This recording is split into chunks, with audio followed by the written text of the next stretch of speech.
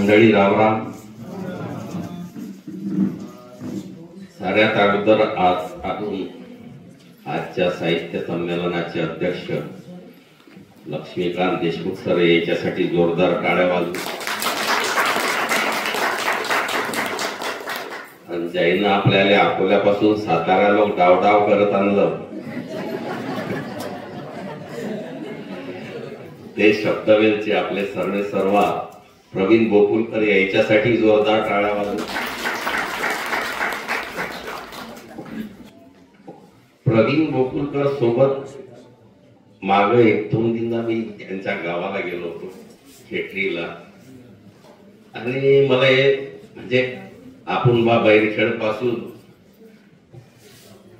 Berlin wall पर्यंत गेलो याचं मला उगीच कौतुक वाटत होतं इतके दिवस.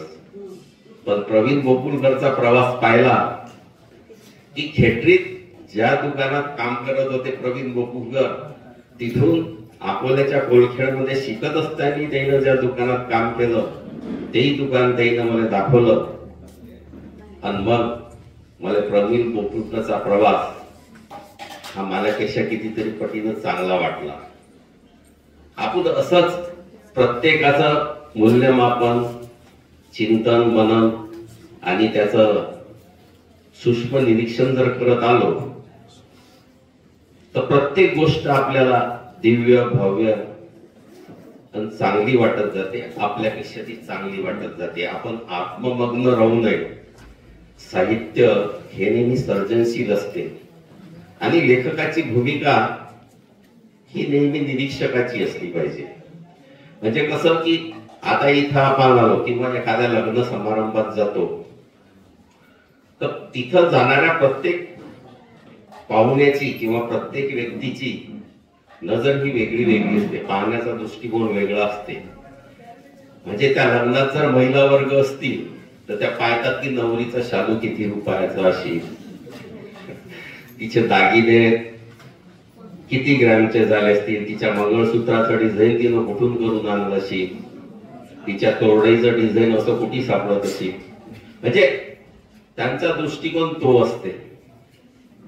एखादा जर आबासाहेबासारखा पोक्त माणूस लग्नात आला तर तो पाहते की या गर्दीतनी आपल्याला खुर्ची कुठे सापडेल आणि आयतं जेवण कुठे भेटेल. आणि एखादा जर तरुण मुलगा असला तर तो शोधते की बा इथं चांगला चेहरा कुठे आहे त्याच्याशी आपलं सॉफ्टवेअर कसं जुळेल. म्हणजे कसं की सांगण्याचा समारंभ एकच आहे पण त्या समारंभाला बघण्याचा प्रत्येकाचा दृष्टिकोन वेगळा वेगळा आहे. तर आता आपण सर्जनशील लोक आहोत, लिहिणारे लोक आहोत, लेखक कवी आहोत. आपलं निरीक्षण कसं असलं पाहिजे तर आपलं निरीक्षण हे समग्र असलं पाहिजे.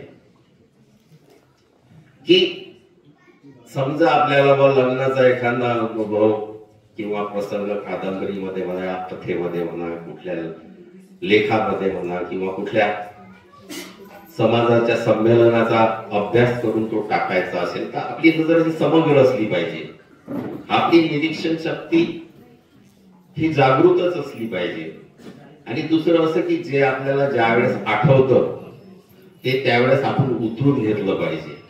आपण जर म्हटलं की आता हा प्रसंग मला रस्त्यानं चालता चालता दिसला आणि याच्यावर मला 2-4 ओळी सुचल्या तर ते गाडी थांबून उतरवायला पाहिजे. संध्याकाळी जाऊन त्या तुम्हाला आठवत नाही.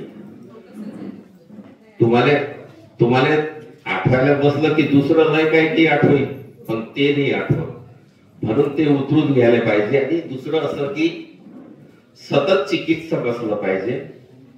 सतत आपली नजर साहित्याच्या दृष्टीनं कसं चांगलं लिहिता येईल, कसं चांगलं खोलात प्रत्येक प्रसंगाच्या जाता येईल त्याच्यासाठी आपलं मन संवेदनशील कसं राहील. कसं आहे की एखादा प्रसंग आपल्या समोर घडला तो आपल्याला किती आनंद देते किंवा हृदयरावक असला तर तो आपल्याला किती यातना देते खोलवर यावर तुमच्या लिखाणाचा पोत अवलंबून असते. एखादा सामान्य माणूस तो प्रसंग पाहते, 1-2 सांगते आणि तो विसरून जाते. आता तो जर घटना प्रसंग विसरला तर तो त्याच्या मनावर उमटत नाही. तो उमटत नाही म्हणजे तो मांडू शकत नाही. त्या प्रसंगानं त्या घटनेनं तुम्हाला जितक्या जास्त वेदना दिल्या किंवा जितका जास्त आनंद दिला तो तेवढा खोलपणे तुमच्यात उमटत असते. कारण त्या प्रसंगाचं वारंवार आपण चिंतन म्हणून आपल्या मनात करत असतो, 8 दिवस करत असतो, महिनाभर करत असतो. कदाचित त्या प्रसंगातून आपल्याला एखादी कथा सुचवत असते, कदाचित एखादा कादंबरीचाही विषय आपल्याला सापडत असते.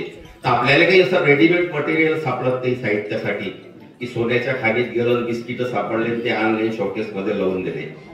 तर सोन्याच्या खाणीतही आपल्याला कण गोळा करावा लागत असतात. साहित्यातही आपल्याला समाजातले जे काही व्यक्तिरेखा आहेत त्याच्यातले कण जमा करायचे असतात, ते एकत्रित करून त्याची माळ घालायची असते आणि मग ती साहित्याच्या रूपाने मांडायची असते. तर खरं तर आज साहित्याचा विषय आहे, आपल्याला अध्यक्षांचं भाषण ऐकायचं आहे, त्यामुळे मी जास्त लांबून लावत नाही, मला भाषणातच थांबवतो. धन्यवाद.